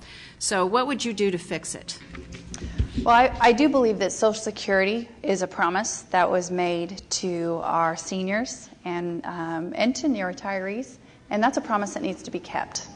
Now, I will tell you that one of the first things I'd love to do is go back and replace the health care bill, because Social Security and Medicare and Medicaid were already in dangerous ground in terms of stability financially. Add to that a $1 trillion health care bill that now insures everyone, and you have a recipe for disaster. We cannot afford that bill, but we can put in common sense solutions that get more people access to care. I'm not denying that we need to make sure every American has access to quality, affordable health care. We can do that without endangering some of these programs that were in place that we need to find stable financial footing for. Norma Jean.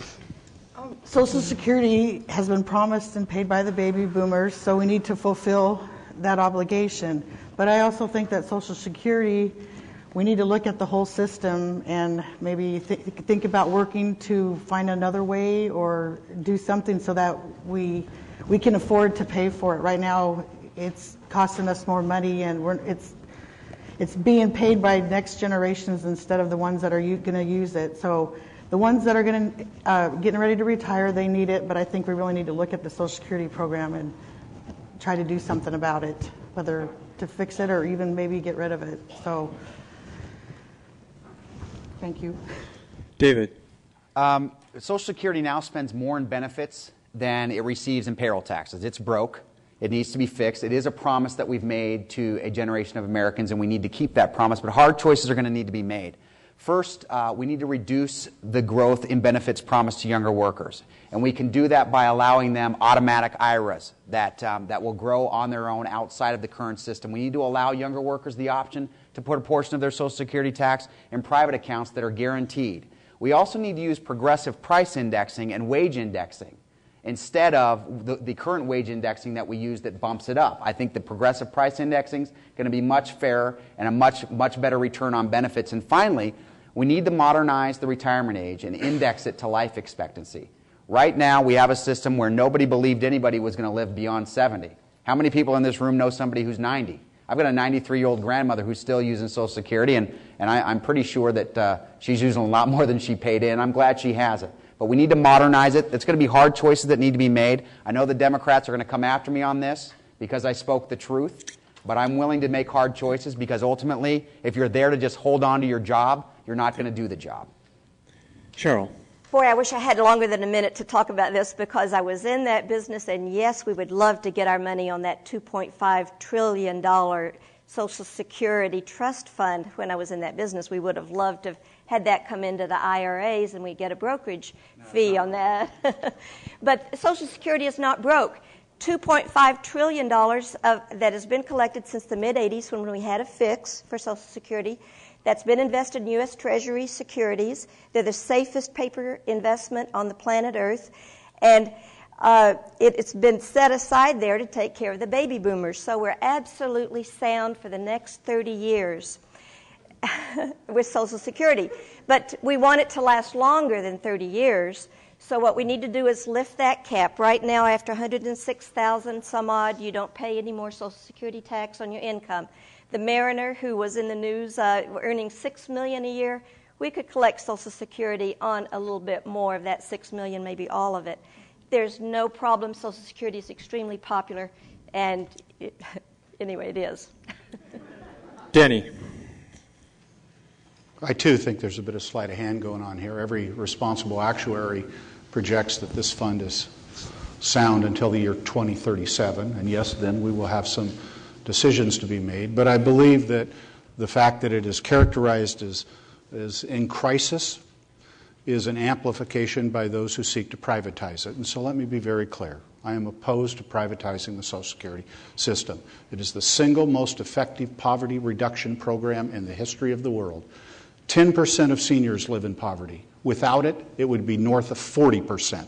That's what's at risk here if we privatize Social Security. The real issue, if we want to talk about the budget, the real issue is Medicare, because that's breathing down our neck.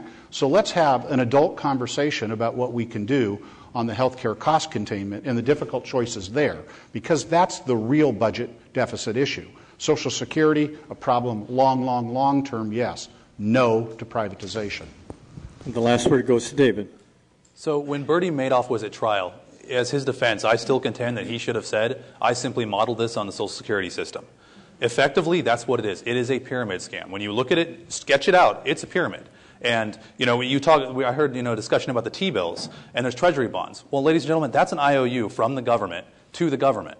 It's absurd. Now, who's responsible for paying that T-bill? The same person who paid the money to the government in the first place. This is like someone breaking into your house in the middle of the night, stealing your television, and then sending you a bill for the television they just stole from you. It's absurd.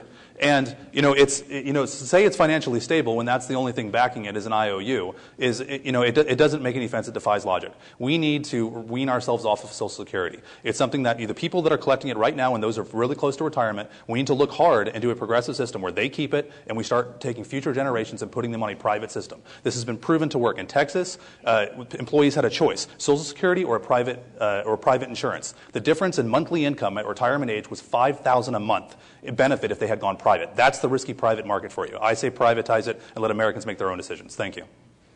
Now we're going to the 12th question. We'll go to Norma Jean and be asked by Deborah Vinsel. Okay. So when any one of you gets elected in November, you're going to be a freshman congressman, one of 435, with very little political capital to spend and no experience in the Congress, the federal Congress. So I'd like to know what committees or subcommittees would you hope to sit on, and how effective do you really think you can be in your first year? Well, I don't know of all the committees or anything. I haven't gone that far into it, but I know that I want to quit fighting about party, and I want to work together and do what's right for the country. So I'd probably have to look into what committees I could get on to, but my main goal is to just work together and make everybody, it's not if you're a Republican or a Democrat, it's what's right for America.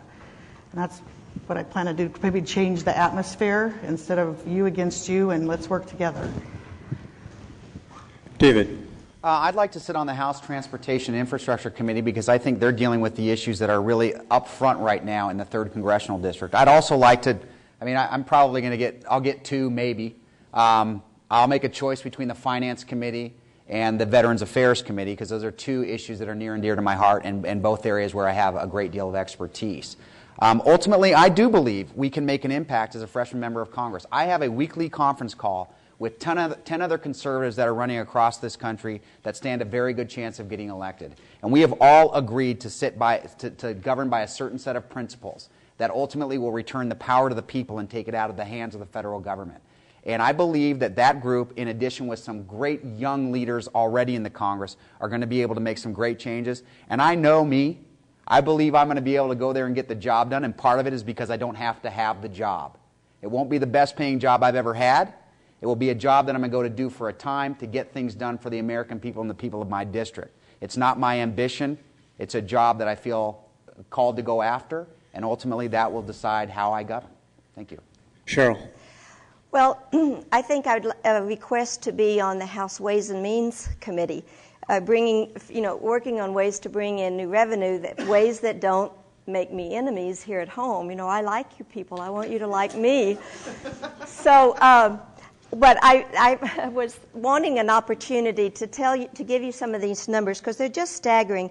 According to the Bank of International Settlements, it's an international group, the combined turnover in the world's derivative exchanges totaled $344 trillion during just the 4th quarter of 2005.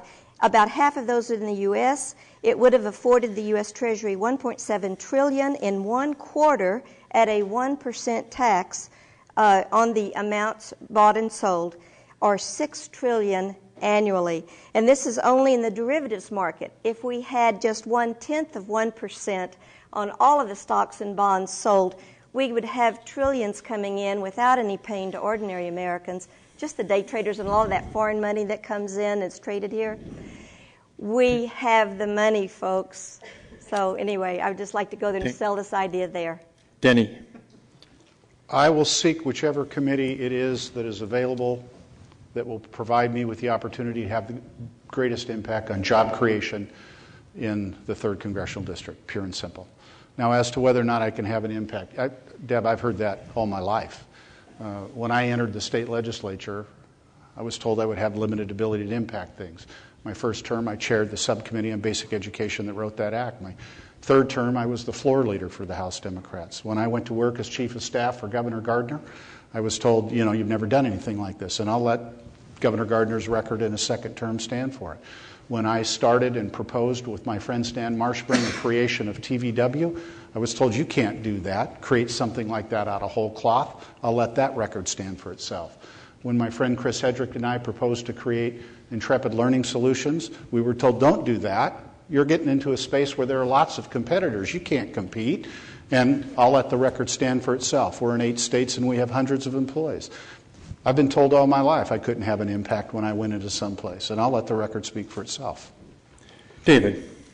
So there's a lot of committees that I would like to be part of. The Veterans Administration, that's one of the big things. Because my personal experience, I think I would have a lot to add there. Ways and Means is huge, just because of that's where so much stuff is funneled, and a lot of our tax issues that we've had. Recently we had a tax cheat, leading up that committee, and it's just those kind of things, all the scandals, all the scams that are running behind the scenes. I want to be in that room to stop them. It's whether or not I'll be effective. I'm not one that likes to take no for an answer, and I generally don't. I have the Marine in me. Essentially, won't put up with it. And so I think that I will go in there, and I'm going to fight for you. I'm going to fight for our Constitution and for those values. I'm not afraid to do it, and I'm not afraid to if I'm not the most popular person in the room and I'm not going to cocktail parties with Nancy Pelosi, that's just fine by me. It's not something that I'm going there for. So I doubt she'll invite me. Yes. That's what I'm going there to fight for freedom and fight for our Constitution, and that's exactly what I intend to do. And I don't think anyone's going to be able to stop me. Thank you, Jamie. Well, I want a quick clarification. You had said no one here has had federal experience. I actually am the only candidate. I'm the only candidate who's actually written federal legislation that's passed the U.S. House of Representatives. I've worked on legislation to help STEM education for kids here in Washington State, science, technology, mathematics, and health information technology. A couple bills that I've worked on that have passed the U.S. House. And those were things that helped me hit the ground running here in Olympia. But you know what? It's not about being the most experienced, established, senior member. Really, it's about being willing to work hard and put the people of your district first. And at times it means voting against your party. It means putting people before politics. And in the last 3 years as a state legislator, I've had the opportunity to do that, and I've served in the minority. But during that time, I've passed positive, common sense proposals that have helped folks in Washington State, like my bill with regard to providing tax relief to military business owners, purchase of health insurance across state lines, or protecting investments in our transportation infrastructure. It takes putting people before politics. Our next question will go to David Castillo and be asked by Brad Shannon.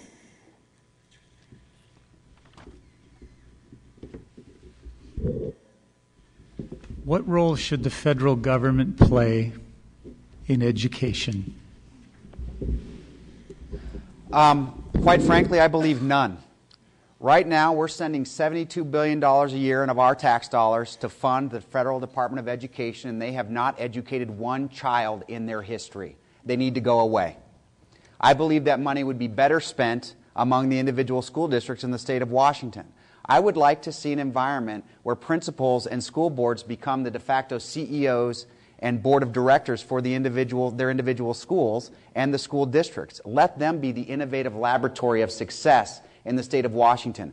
Right now, we get 20% of our money from the federal government, but 60% of the mandates. That's not a fair trade. I think we can do a lot better by keeping the money here in Washington State. I believe that the people in the Olympia School District, the parents, teachers, and school board members know a lot better how to educate our kids than some bureaucrat in Washington, D.C. who doesn't know a teacher at McKinney Elementary School than he does to find his way down to the shady part of town in Anacostia in Washington, D.C.? Cheryl. Well, clearly we're not doing very much in education. If you want to look at this pin, this is from truemajority.org. The tall red line shows our military expenditures, and all these little other lines show what we're spending in children's health, K through 12 education, immigration and foreign aid, and so forth. Little tiny red lines down there. I think we have some of these pins at the back. So I know there's discussion. Should it be only a state activity or should it be federal government because of the constraints in the Constitution? But let me tell you, other countries don't have those constraints. In France, most of Western Europe for that matter, you can go to college for free if you're capable. India, I think, is educating now through college everybody who can do the work. In other words, if other countries of the world are going to be giving college educations to their students, I think this is something federal government could do too. It's my long-term dream that we have free public education through college or non-college secondary education. Denny. I believe the federal government has a role to play. On average, I think they provide about 7% of the average school district budget. That comes mostly in the form of support for a couple of programs known as Title I to help low-income kids get a little bit of a help along the way. And the Education for All Act used to be called, now it's called the IDEA Act for kids who have developmental disabilities. I think that's an appropriate role for the government to play. As a matter of fact, the federal government hasn't lived up to its original promise in either case for its funding level, for either Title I or for the IDEA Act. I also think that the federal government has a very appropriate role to play in the form of providing Pell Grants. Look, this is a jobs issue. This is about economic development. We need to educate more people at the higher levels. The cost of attending colleges and universities or post-secondary education is exceeding the rate of inflation by a considerable factor. These young people need this help in order to get to the high-skill, high-wage jobs so our country can compete in the global economy. And the federal government has a role to play in that. David. Well, the federal government doesn't actually fund anything. All the money the federal government has actually comes from our state. It goes to the federal government, they cut a portion off the top, just like the mob does, and they send the rest back to you. That's what the federal government does. So this notion that the federal government's funding things, it doesn't happen. The No Child Left Behind Act should have been called Where Are the Kids? Because every single one of them has been left behind. The federal government cannot run education. They've proven that time and time again. Barack Obama called schools the center of the community. Schools should not be the center of the community. Our families, our churches, that's the center of our community. A school is a place where we send our children so that our assistants, who are teachers, they are our assistants helping us teach our kids. We teach our kids. They're just assisting us doing it. It's something that should be run at a state and local level. I fully support vouchers. I support homeschool. They shouldn't have to pay taxes to public schools if you have a child that's in homeschool. You're double dipping. You're making someone pay taxes twice for a service they're not using. And that's what I believe. I'm going to fight for individual local government and local control of our schools because parents know better how to raise their children than some bureaucrat in Washington, D.C. Thank you. Jamie. I would agree that local control is the key to a world-class education system. When a bureaucrat in a central planning office in the Department of Education says teachers, principals, parents, thou shalt do X, Y, and Z, it's not always going to be the best solution. We do need to make sure that our education meets the needs of a 21st century economy, whether it's technical education, I think they call it career and technical education now, it's a new PC term, vocational education, making sure that kids are college ready. Of the about 70% of kids who graduate here in Washington State from high school, from our public high schools, about half are ready for college level math and reading. That is not a well-trained, highly skilled workforce. We can do better, and we should do better. The way we do that is we focus on putting more emphasis on the kids in the system and not the adults in the system. And I think we're going to have a better chance at doing that if we empower local school boards, local decision makers, principals to make decisions locally versus the federal government. And the last word goes to Norma Jean. I think the federal government and state government should both work in sync with each other to better our education system. We need to raise the standards for both the teachers and the students. And I think we can do better to educate our future generations, and that's one of the things I want to work to do because I am concerned about our future generations. I think the kids are being encouraged not to work as hard as they can, and I think the teachers are getting a free pass. and not doing their job to get the students to learn. And so I think both the federal government and the state should work together, and also families should also be involved, and I think we need to raise the standards. And I think I would work to do that. Thank you. Our next question will go to Cheryl Crist and be asked by Claudia Kuykendall. Do you think that the current federal income tax laws need to be reformed? Why or why not? Well, when I first reached adulthood, the highest marginal tax rate was up around 70 to 80%, I think. Now, people complain about taxes today, but at that time, there was a graduated level, and in other words, I'm getting around to saying I think we should go back to something like this. Not your first dollar, not your first $20,000, $30,000, $40,000, but after you get reached a very, very high level of annual income, then the tax rates were very much higher. Those only began to come down under Reagan, and I know some of the Republicans here think he walks on water, but I think that's when our economy started to dwindle, or the middle class started to shrink, and things started to go in the pits, because the wealthy can afford to pay the taxes. They've made their wealth from our infrastructure and from our society, and I would like to, that would be my choice, would be to go back to a more progressive tax structure. Denny. I think I share the average American's frustration with the IRS code being overly complex. I just think there's way too much involved here. And what it results in is people investing too much time and energy in tax avoidance activity. And what our tax code ought to do is incentivize wealth creation activity. That's where I think the emphasis ought to be. For example, I don't believe that corporations that send jobs overseas ought to get tax breaks for it, especially when we have the unemployment rate we have now. I don't think that makes any sense. Let me bring up another tax issue that is a very high priority. You get to deduct the sales tax from your income tax now. That's set to expire. Congress hasn't extended it.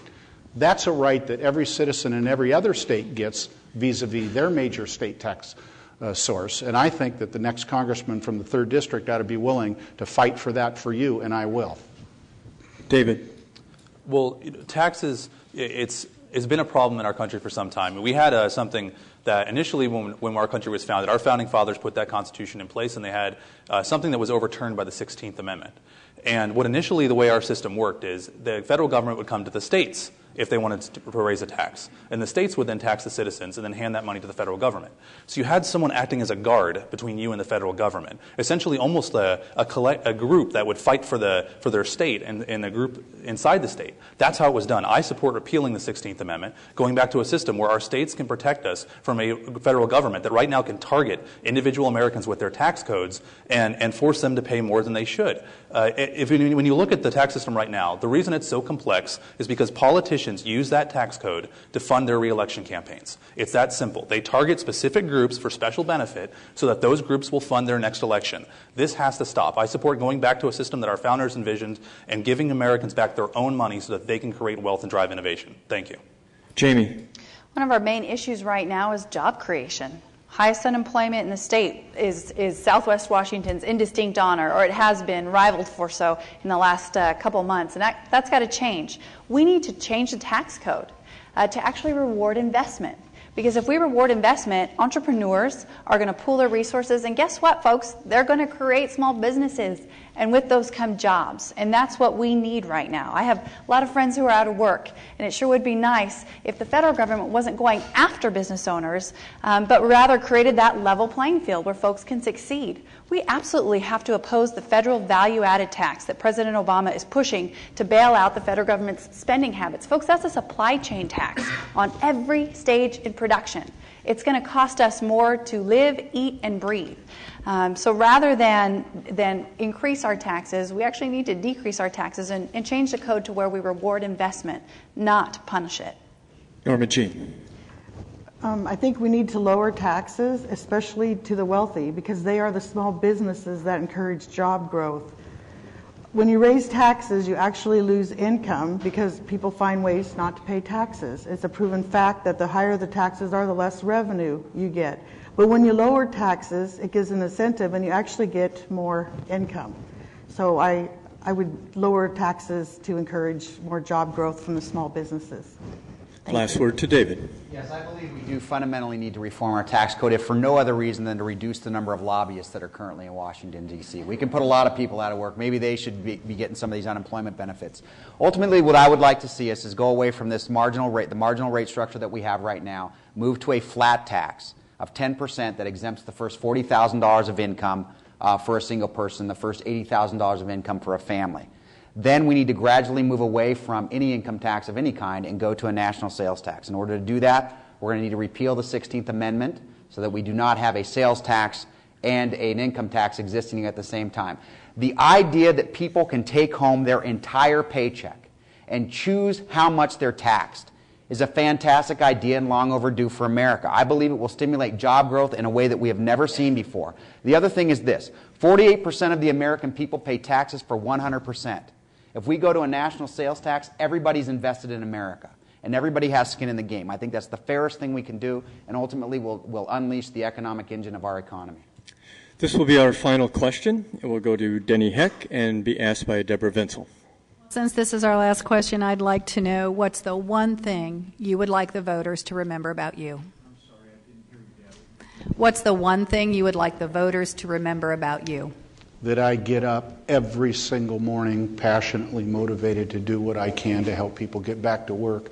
That I refuse to accept that the next generation will not have the kinds of opportunities that I have. That I refuse to accept that there isn't a single person sitting in this room who doesn't know someone who has had to delay retirement because their 401's a 211K. There's not a single person sitting in this room who doesn't know someone who's had a son or a daughter complete post-secondary education or college and can't yet find work. There isn't a single person in this room who doesn't know someone who's mid-career and afraid to change jobs because they're going to lose their health care. There's not a single person in this room who doesn't know someone in mid-career who's been out of work for a while and can't find work. I refuse to accept that. I think we can do better. I especially believe we can do better in the 3rd District. I think we have a bright economic future here. If we make it our priority, we inventory our assets, and we exploit our assets, and I get up every single day to do that. That's what I hope people will remember about me. David. I want people to remember that I agree with Ronald Reagan when he said that government is not the solution to the problem. Government is the problem. You see, our federal government right now is completely out of control. I'm running for Congress not to become part of the problem. I don't want to join them and do the same thing they're doing. I'm joining it because I want to bring us back to those foundational values that made us the greatest country in the world. I don't just talk about liberty in our Constitution. It's not just something I say. I mean it. I believe in it. It's something that I've seen with my own eyes, the prosperity in this country, and I've looked around the world as I traveled in the Marine Corps, and I've seen what the rest of the world is like. That is not what we want. Socialist systems of government do not work. They fail every single place they're tried. Their people live in poverty. They don't have anything like we can. You look in the eyes of an American child, and you look in the eyes of a child overseas in one of the socialist countries or one of the communist countries, and there is a very different glow in the eyes of an American child. That is something that is worth fighting for. Freedom is worth fighting for. I thank you. I hope for your vote this year, and God bless. Thank you. Jamie. Well, we're about to elect the next U.S. representative from this region. And the way we're going to turn, and all of us here have talked about jobs and the economy. And the way we're going to turn our economy around and restore jobs to this region is by reining in federal spending, regulations, and taxes. And I'm the candidate on this panel who has a record of reining in out-of-control spending and who's fought against tax increases. It's very, very important, folks. The National Federation of Independent Businesses has recently given me the Guardian of Small Business Award for my efforts on behalf of small and medium-sized business owners who are working to create jobs in our communities. That has to be our focus. We have to rein in these budgets, or future generations are not going to have the same opportunities that we have had. We can change directions. This is an awesome opportunity. And I invite you to join with me. Go to jamieherrera.com for more information. We love you to join this movement. Member Jean. I want to end with my pledge to you. I will remember that I work for you. I will listen to you. I will always be honest and tell you the truth, not what I think you want to hear or what I think you should hear. I will not be afraid to stand up for what I believe is right. I will not be influenced by special interest groups, special deals, or by any dishonest means. My vote will not be bought. I will do what I feel is right after educate myself on the matter and after I have heard from you. I will adhere to the Constitution. I will be held accountable for my actions. I will always be grateful for the privilege given to me by you to serve our great country. I may not have raised tons of money like the other candidates, but I know one thing. I know a vote doesn't cost a thing, and if I have convinced you to give me that, I feel I've done my job and that no amount of money can top that. Thank you for your support on Election Day. Vote for Norma Jean. She's on your team. David. I'd like people to remember that I am a conservative of conscience and character who has lived the American dream and wants to ensure that those opportunities remain for future generations of Americans. I'm actually one of only two people sitting on this stage who's created a job. I've spent the bulk of my career working in the private sector as well as at the highest levels of the federal and state governments. I know what it takes to get the job done. I'm going to be able to hit the ground running when I'm elected to Congress. I would also like people to remember that we are in a fantastic country. The opportunities for success here are unmatched in the world. And we need to send people to Congress who are willing to work hard to ensure that remains, who are going for the right reasons. I believe Denny's reason for running is sincere, and that was an outstanding statement. I too am not running because I need the job or because it's been my life ambition to be a member of Congress. I am running because I am truly concerned about the future of America, and I know that our best days lie ahead, but we need leaders who are willing to go there and make the hard choices. Go to CastilloForCongress.com, text Castillo right now on your cell phone at 90430, text Castillo, and you'll get all these great little updates that are insiders for you. Cheryl. Thank you and I would appreciate your vote, of course. Thank you, Cheryl. One thing that I'd like voters to remember about me is that I'm the candidate who's running so that I can vote to bring our troops home, so that we have those resources to spend on the things that the people need here at home. One of those things is to transition away from a war economy to a clean, green economy, away from having weapon systems be our biggest export to providing virtually all of our needs, our energy needs right here at home with a clean, green, new energy field. Another thing I'd like you to know about me is that I care about you. My master's degree is not in business, not in the military, but in guidance and counseling, which is a lot of psychology, a lot of listening training. And I promise you, I will listen to you, I will care about you, and I will use my good brains. I hope I've convinced you I have a good brain. I will use all of those skills for you in Congress. Please give me your vote. It's cristforcongress.us, like us. Thank you. Okay, it takes, as you know, a special commitment and a certain amount of courage to run for public office, and not all of us are willing to make those sacrifices. So whether you support a candidate or not, I think they all deserve our respect for being willing to stand and represent us. So now it is time for me to hold the sign.